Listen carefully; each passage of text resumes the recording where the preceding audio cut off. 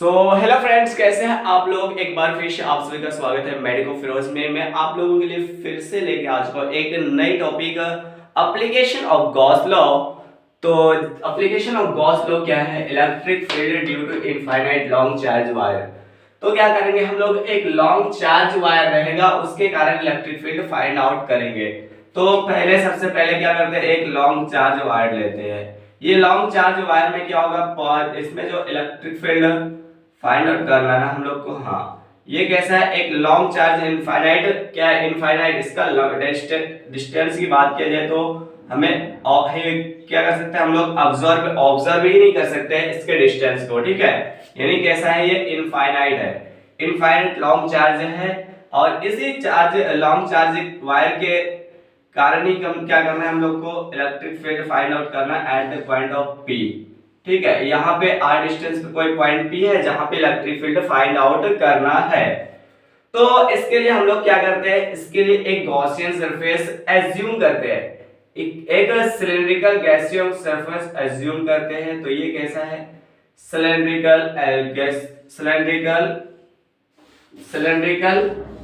Gaussian surface assume कर रहे हैं हम, ठीक है। तो ये कैसा है, cylindrical Gaussian surface, cylindrical Gaussian surface है, ठीक है। यहां तक समझ में आ गया? यस। अब इसके बाद नेक्स्ट पार्ट में देखो क्या होता है। ये कैसा है, सिलिंड्रिकल गॉसियन सरफेस है। ये सिलिंड्रिकल गॉसियन सरफेस है और इसका जो चार्ज डेंसिटी होता है, इसका जो चार्ज डेंसिटी होता है क्या होता है, lambda equal Q inside upon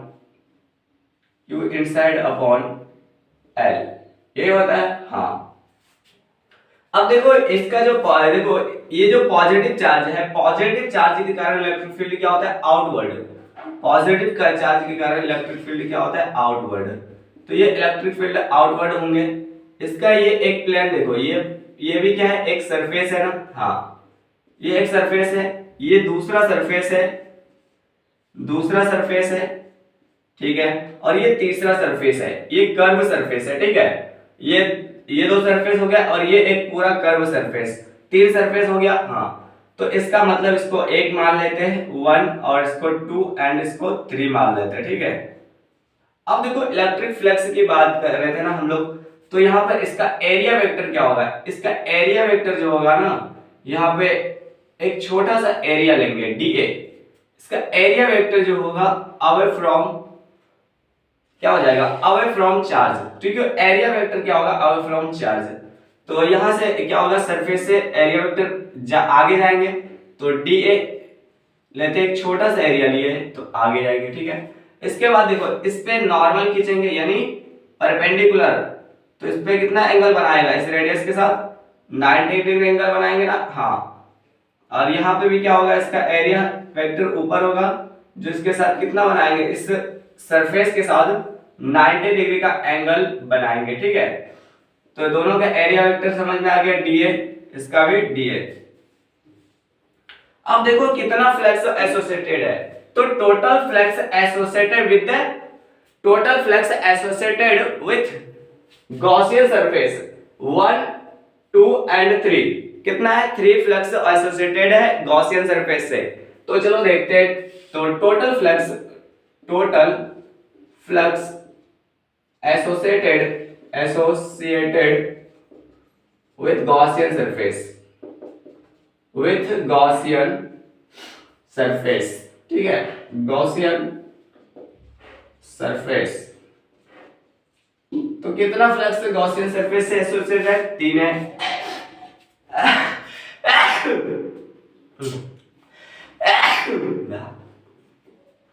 कितना है टोटल फ्लक्स, 3 फ्लक्स है। पहला क्या है, यहाँ पे देखो टोटल फ्लक्स से फाई टोटल की बात करते हैं, तो टोटल कितना हो गया, φ1 φ2 φ3।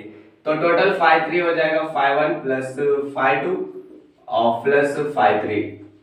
तो φ इक्वल क्या होता है, φ इक्वल होता है E vector E dot dA, चूंकि छोटा सा एरिया लिए, ये φ1 हो गया, दूसरा प्लस E φ2 की बात करें तो E dot dA and plus φ3 क्या हो जाएगा, φ3 हो जाएगा E डॉट dA। अब देखो यहाँ पे जब डॉट प्रोडक्ट को हटाया जाता है तो क्या आता है, cos थीटा E क्या होता है, E डॉट को हटाएंगे तो E dA cos φ1 कितना है, φ1 कितना है यहाँ पर, φ1 देखो 90 डिग्री है, cos 90 का वैल्यू कितना होता है, cos 90 लिख देते हैं यहाँ पे, हाँ प्लस φ2 कितना है, φ2 की बात करते हैं तो यहाँ पे 0 डिग्री एंगल है, यहाँ पे कितना है, ये जो एंगल बना रहा है सरफेस के साथ ये कितना है, 0 डिग्री एंगल है, क्योंकि एरिया वेक्टर आगे जा रहा है ना, एरिया वेक्टर आगे जा रहा है तो यहाँ पर क्या हो रहा है, 0 डिग्री का एंगल बन रहा है, हाँ तो यहाँ पर φ2 पे भी क्या हो रहा है, φ2 पे भी 90 है और φ3 पे φ2 पे कितना आ रहा है, 0 डिग्री का एंगल आ रहा है, यानी E dA cos 0 डिग्री, ठीक है, प्लस में क्या हो जाएगा E फिर dA और cos 90, तो जब cos 90 का वैल्यू कितना होता है, 0 हो जाता है, cos 0 का वैल्यू 1 होता है, तो यहाँ पर टोटल फाइ टोटल बराबर क्या होगा, फाइ टोटल बराबर हो जाएंगे E dA, ठीक है, इसका इंटीग्रेशन करेंगे तो E जो कांस्टेंट है बाहर निकल जाएगा, dA का इंटीग्रेशन हो जाएगा A, तो फाइ टोटल बराबर क्या हो जाएगा, फाइ टोटल बराबर हो गया यहाँ पे E और dA का इंटीग्रेशन करेंगे क्या हो जाएगा A इसका क्या होगा, इस सिलेंड्रिकल का एरिया, इस सिलेंड्रिकल का एरिया क्या होता है, इसका डिस्टेंस L था, ठीक है L, तो इस सिलेंड्रिकल का एरिया हो जाएगा, इस सिलेंड्रिकल का एरिया हो गया 2 पाई RL, ठीक है, तो इस सिलेंड्रिकल का एरिया रख देते हैं यहाँ पर, फाइ टोटल बराबर क्या हो जाएगा, टोटल बराबर E डॉट इनटू 2 पाई RL।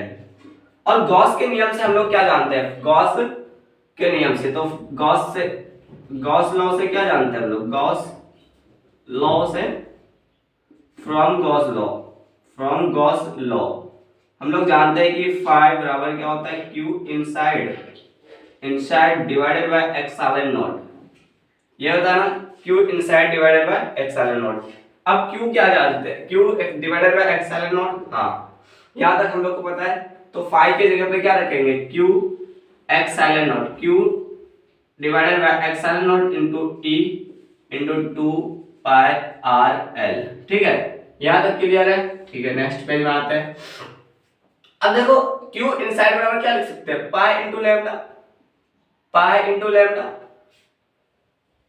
इंटू L लिख सकते हैं ना, हाँ Q इनसाइड बराबर क्या लिख सकते हैं, लैम्डा इंटू L, तो लैम्डा इंटू L Q की जगह पर रख देंगे, तो lambda L divided by epsilon not बराबर E इंटू 2 पाई RL, ठीक है, यहां तक समझ में आ गया।